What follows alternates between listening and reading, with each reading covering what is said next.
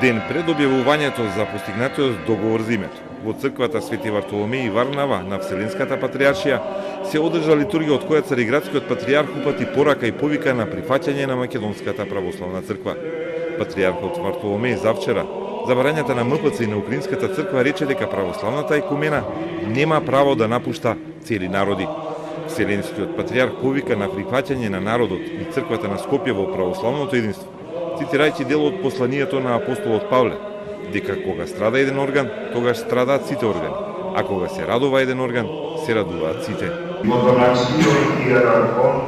Кога еден од нашите браќа ќе биде оквалификуван како расколник или еретик, а уште повеќе кога цел еден народ, милиони луѓе се надвор од нормалната црква врз основа на тој раскол, тогаш е потребен итен и неодложен повик на духовно будење. Апостолска должност на мајката црква е да бара начини за спас на нашите браќа во Скопје и во Украина. Наша должност и одговорност е секогаш народите да ги вратиме кон вистината и кон канонските рамки на црквата, бидејќи нашата Вселенска патријаршија се грижи за целиот свет и за сите народи и луѓе без исклучок.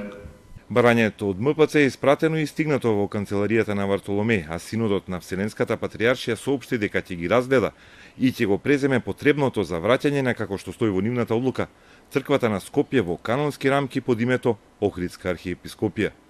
Митрополитот Тимотеј вчера за Телма потврди дека има очекувања за решение и дека МПЦ барала признание под своето име. Се бара МПЦ да се признае наш автокефален статус на оваа реалност, која што како тие ќе не признат, тоа е друго прашање. А има можности да не признаат?